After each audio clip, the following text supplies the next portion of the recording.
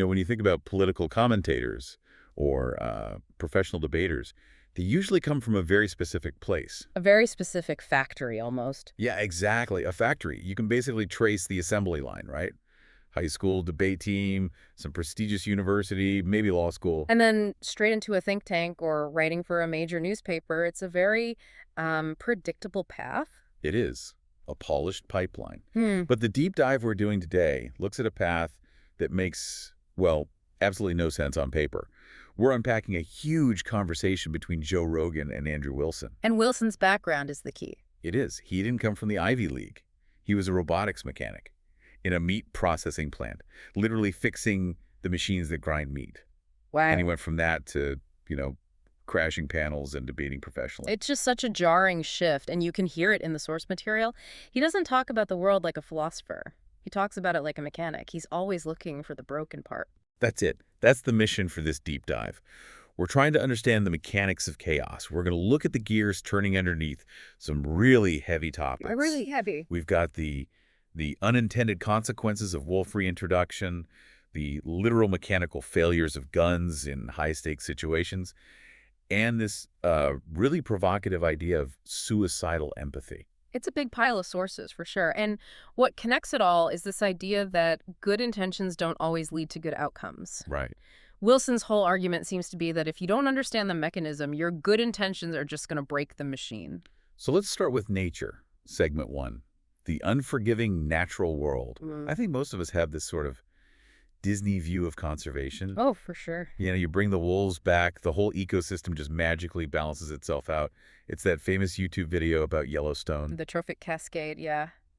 The Yellowstone miracle. It's a great story. It is a great story. But Wilson and Rogan, they really start pulling that apart, especially looking at what's happening now in Colorado. The public was sold this idea that, we need wolves to manage the elk. To restore the balance. Exactly, to restore the balance. But how they actually did it in Aspen was, well, messy is a huge understatement. Messy seems like a very polite word for it. It is. They point out that for this Colorado project, they didn't just grab some, pristine wild wolves. They got them from the Pacific Northwest. And that one detail changes everything. It's all about habits.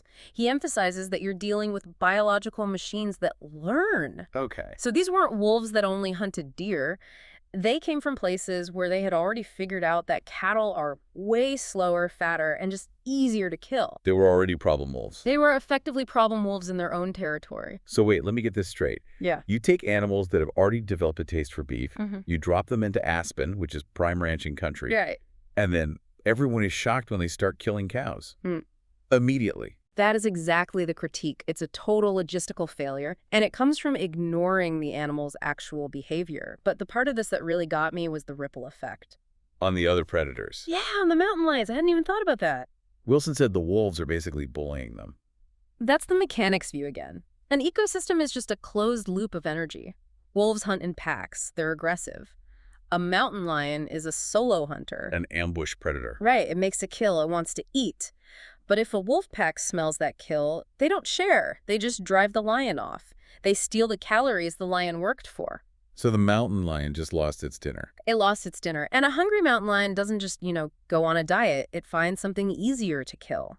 And that often pushes them closer to us, to human settlements, or makes them hunt different prey. So you introduce one thing and accidentally made another predator more desperate. It's a cascading failure. And speaking of predators you can't manage, we have to talk about coyotes. I always thought of them as, these desert animals from old cartoons. Me too. But the data Wilson brings up is it's mind-blowing. Their expansion is one of the most successful in biological history. They used to be just a Western animal. Exclusively now. All 50 states, they've been seen in Central Park. In New York City. In Manhattan. They are everywhere. And the reason we can't control them is this thing he called the roll call.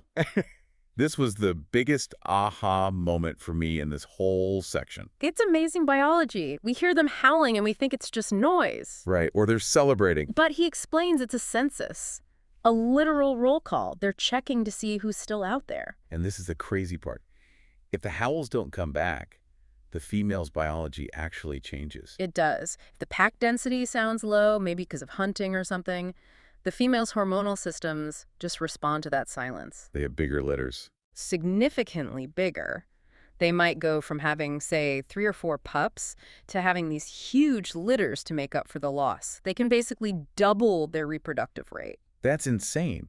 So if you try to shoot your way out of a coyote problem, Triggering a baby boom. you're just making it worse. You're hitting the accelerator when you think you're hitting the brake. It's nature's failsafe. It really makes you realize how little we get about these systems. And on a darker note, they briefly touched on the missing 411 stuff. Ah, yeah, the internet rabbit hole. People vanishing in national parks. And the theories are, portals, Bigfoot, aliens. All the spooky stuff. Yeah. But Rogan and Wilson have this really pragmatic, almost cold take on it. They say you don't need a portal, you just need to understand biomass consumption. The efficiency of the machine again. Right. Wilson asks a really simple question. He says, when's the last time you found a full mountain lion skeleton in the woods? Almost never. Right. Why? Because when something dies out there, the cleanup crew is unbelievably aggressive. Bears, coyotes, bugs, bacteria. A human-sized body can be gone, scattered and consumed, in just a matter of days. That's a sobering thought. You're not stepping into a park, you're stepping into a giant digestive system. That is a very vivid way to put it. Well, let's shift gears from biological machines to actual machines. Because Wilson's background is in robotics. Yeah. But not the cool sci-fi kind? No, not at all. Not the Terminator. He worked on industrial robots, the kind you'd see in a factory. He describes this one machine that does nothing but fold a cardboard box. 1,000 boxes a minute. 1,000 boxes a minute. It's boring. It's not trying to become sentient. It's just trying to fold flap A into slot B over and over and over. He's grounding us in the reality of what tech usually is. And then, kind of out of nowhere, this talk about boring robots pivots to alchemy. I thought it was a joke at first, too. But then he drops this fact that is, well, it's technically true. We have solved alchemy. We can turn lead into gold. Okay, wait. If we can do that, why is gold still expensive? Why aren't we all swimming in it? It's the mechanism. You can't just mix a potion. You have to use a particle collider. Oh. You have to smash atoms together at nearly the speed of light. And he points out that the energy cost, the electricity, to run that collider to make one tiny speck of gold costs way more than the gold is actually worth.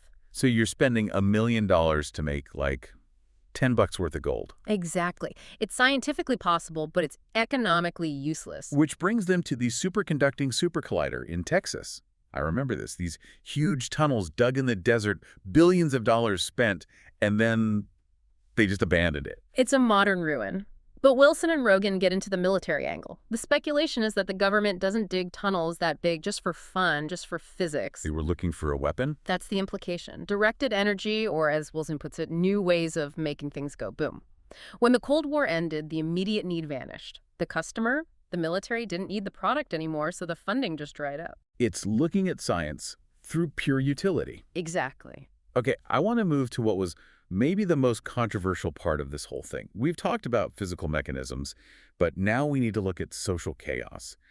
They spent a lot of time on the shooting of Winston Smith in Minneapolis. Yeah, this is a heavy segment. The public narrative at the time was very clear. This was an execution-style killing, another case of police brutality. But this is where Wilson's background as a gunsmith just completely changes the conversation. He doesn't start with the politics. He starts with the gun, the SIG P320 pistol. Right, and he brings up this really specific, known mechanical flaw in the early models. It had a drop safety issue. Okay, so what is drop safety in simple terms? So modern guns are designed not to fire if you drop them. You have to pull the trigger. But Wilson explains that with this particular gun, the weight of the trigger itself and the striker mechanism, it had this flaw. So you bump it hard enough. Yeah, if you hit the back of the gun, say against a car door, or drop it just right, inertia itself could cause the mechanism to release. So the gun can fire without anyone touching the trigger. That's the mechanical possibility he's laying out. He suggests that in the chaos of that arrest, they're in a car, officers moving in, it's entirely possible the gun was knocked, it discharged because of the flaw, and that first shot made the officers think they were being fired on. And then they returned fire. Exactly. That completely changes the intent. It shifts it from a malicious act to a mechanical accident that spirals into a tragedy. It does. And Wilson's frustration is that the media never even considered the mechanics. They just saw the optics. And speaking of optics, they made a pretty serious claim about the media manipulating the photos of Winston Smith. A very serious claim. Wilson says MSNBC aired these photos of Smith that were heavily filtered. He says they lightened his skin, changed his jawline, made his nose smaller. To make him look less threatening, more handsome. Arguably, yes, to make him more sympathetic to a certain audience. And he's quick to point out it happens on both sides. He said CNN did it to him. They made him look green. Yeah, he claims they messed with the color on his video feed during a COVID debate to make him look sick. The bigger point is that we're being fed a movie version of reality. Good guys look good, bad guys look bad, regardless of the facts. And he connects this manipulation to what he calls color revolutions. Which is a geopolitical term. It's usually about a foreign-backed movement to destabilize a government by creating civil unrest. Wilson argues the riots in places like Minneapolis fit that pattern. He thinks they were coordinated. He does. He doesn't see them as just a spontaneous outpouring of anger. He points to specific tactics, like protesters deliberately creating friction between federal agents and local police. How does that work?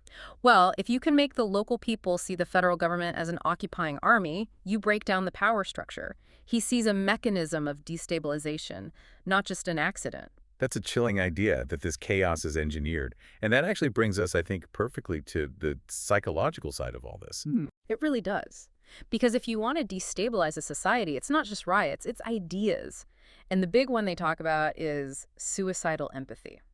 This comes from Gad Saad, the psychologist. Right. And the idea is that a society can become so nice, so tolerant, that it basically invites its own destruction.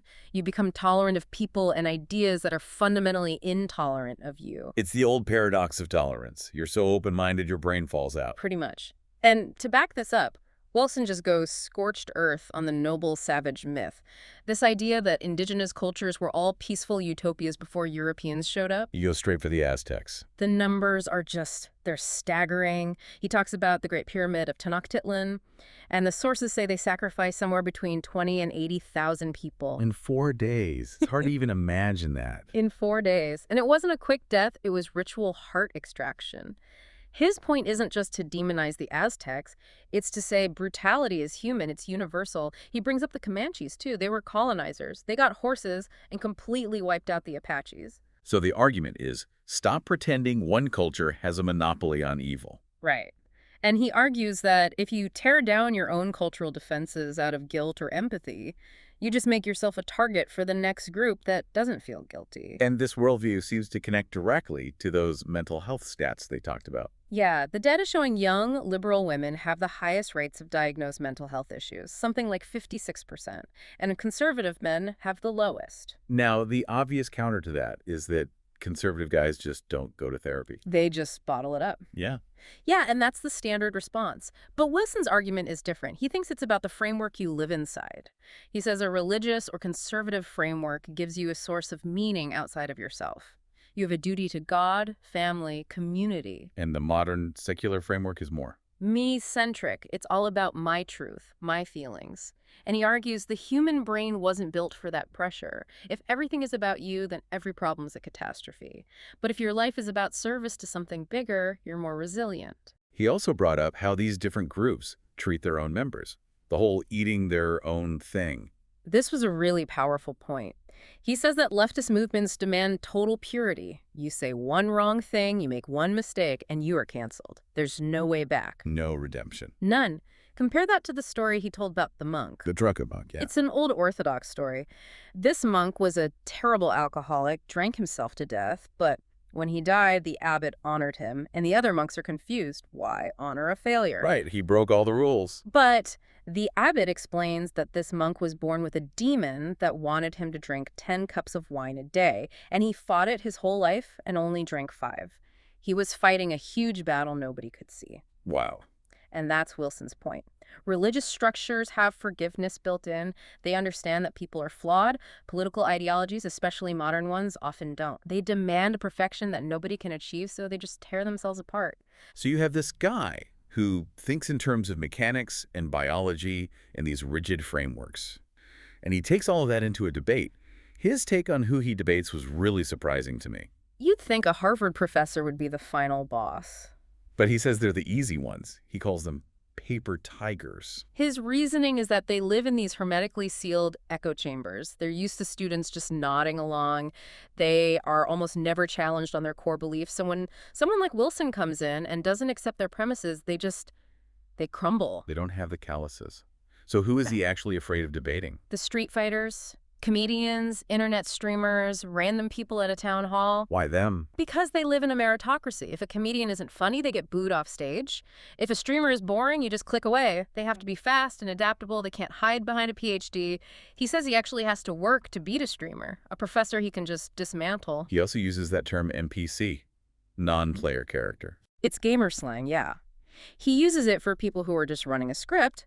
He says the most exhausting debates are with people who don't even believe what they're saying. They're just repeating the current thing for social points. Just outputting a program. Exactly. There's no person there to argue with. You're just arguing with a software update. Man, this has been all over the place. We went from wolves in Colorado to the firing pin of a pistol to Aztec sacrifice to the mental health of college students. It feels random, but there is a common thread. The thread is mechanism versus narrative. In every single one of these topics, he's telling you to ignore the story you're being told, the Disney nature story, the peaceful protest story, and look at the actual gears turning underneath. What's the biological reality? What's the mechanical reality? Yes, it's a call to be more of a diagnostician and less of a storyteller when you look at the world. And I think that brings us to the final provocative thought for this week. It comes right back to that idea of suicidal empathy. It's such an uncomfortable question because we're all taught that kindness is the ultimate good.